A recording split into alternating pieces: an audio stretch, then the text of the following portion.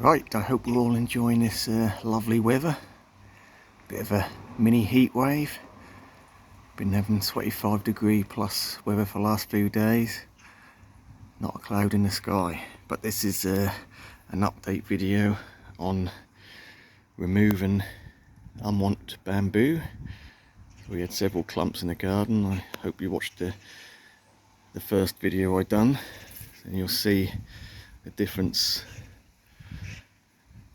So we had a trough down the side here next to the conservatory full of the bamboo. That's all gone, and I've dug down and dug through, got out all the rhizomes. This is the some of the clumps of the roots. Quite hard going, especially when you've only got sort of basic tools. So all I had was a spade, clippers, big loppers, and this little pickaxe, which actually done a really good job of cutting through the roots and rhizomes. And that's just a cheapie off Amazon, worth its weight in gold. I think I bought a two pack for about 13 quid, but that's the only thing I had to buy in, and only small, but really done the job quite well. So as we can see, we've got a couple of big old clumps of roots here, and this was fairly easy to remove because that's in a raised trough. So I sort of cut it into 3 chunks and managed to dig underneath it, and a few rhizomes which had gone into the ground, and they all came out quite easy. So that was straightforward. So this whole side of the conservatory was covered in bamboo, so I've just got to clean that up. Right, so a sort of similar situation with the second clump, which was over here behind the small palm bed here.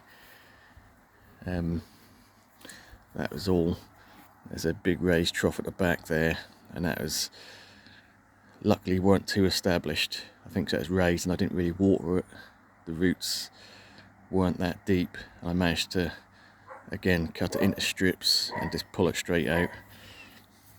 And so this is the sort of situation we're dealing with the roots on that. So still some quite big chunks.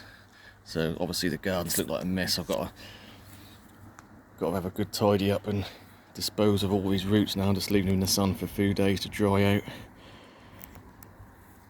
So the main clump down the bottom of the garden, we'll have a look at that now. So these are the canes I cut down, so I sort of grade them into lengths.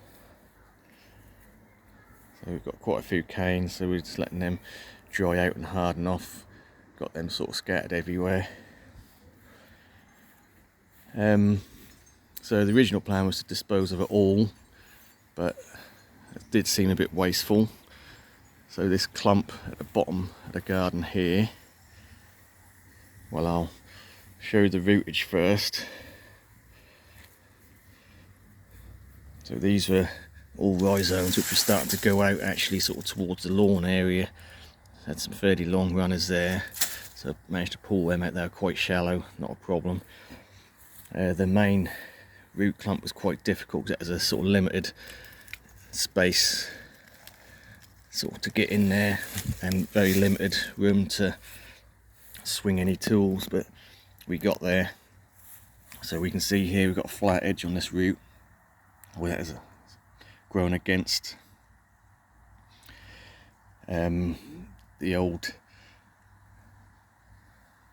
had an old greenhouse base which was supposed to contain it, and we can see where it's grown along the flat edge, and you can see actually in some places where over a foot down the rhizomes had hit it and gone down into the ground, and that's the difficult bit, sort of trying to pull all that out. But yeah, it took a few days to get through all that, but again we're just letting that dry out.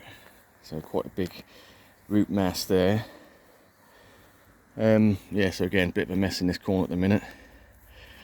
So the raised trough we showed at the beginning of the video, I did manage to keep a decent clump, because when I dug all this out, obviously we've got a fairly big shed here, 12 by 8, and that bamboo was covering it, and it did look a bit open, so I've got a big pot and stuck a clump of the original bamboo back in. I will say, yeah, it's a big pot with very small drainage holes, and it's on a slab with stones underneath, so I can keep an eye just in case any roots do decide to come out the bottom, or rhizomes. So I can just keep an eye on that and cut them off as and when that happens. So that's fully contained in that big pot now, not touching the ground, and we've still got a bit of height to balance out all the other foliage along here, and just really just to cover the shed a bit. So I am gonna, for this year, for the rest of this year, I'll just have pots around this area, and I'll look into some permanent plantings next year, go through the plants I've got and see what will be suitable for this area. So what I have done is I've stuck a bit of trellis on the side of the shed here, and I'm gonna tie in my fats header, camouflage fats header, because that's just all sort of collapsed, and that's just tied up against the eucalyptus tree there at the moment, but that will be tied in and look a bit better. And like I say, we'll sort out this corner, get a nice sort of potted display in there to make it look good for the rest of the year. So just a bit of tidying up and sorting out some pots. Yeah, so that's a job which had been on my mind for a couple of years really, ever since I see the bamboo sort of popping out underneath the deck, and I thought that's going to have to come out, and that's something I've been putting off, but the wife nagged enough for me to get into it, and I'm glad I've done it now. The hard work's done, and it's almost like the fun part now of getting some more plants in really. So again, for this year, this potted plants, I have got a few plants in this area which I'm going to transplant into the raised area behind a new palm bed. So I've got a couple of these Mexican lilies, the variegated ones, which are not in the best position. They want more sun really. So I've got one there, and I've got another one over here. So they are going to go in the raised bed behind the seating area to give us a backdrop. So I think the green and yellow variegation will look good at the back here, and they do get quite big, these Mexican lilies. To give you an idea, we've got a standard green one here, so they do get big. You know, we're talking 4 foot tall and at the same sort of spread. So we can imagine sort of one either side at the back here, next to sort of with the Paraguay in the middle and the 2 Mexican lilies there. I think that'll look quite good. I've left the Spanish reed, obviously. I like that. That's not I won't say it's not invasive, but it's not a problem, because you can sort of control that quite easily. I didn't send out runners 10 foot away. It's sort of fairly clump forming. So yeah, I'm happy to keep that. That gives me some height there. Yeah, so again, the fun part starts looking at plants. Obviously the 2 Mexican lilies, I may well put a couple of other plants in as well. Yeah, I'm still thinking about that one.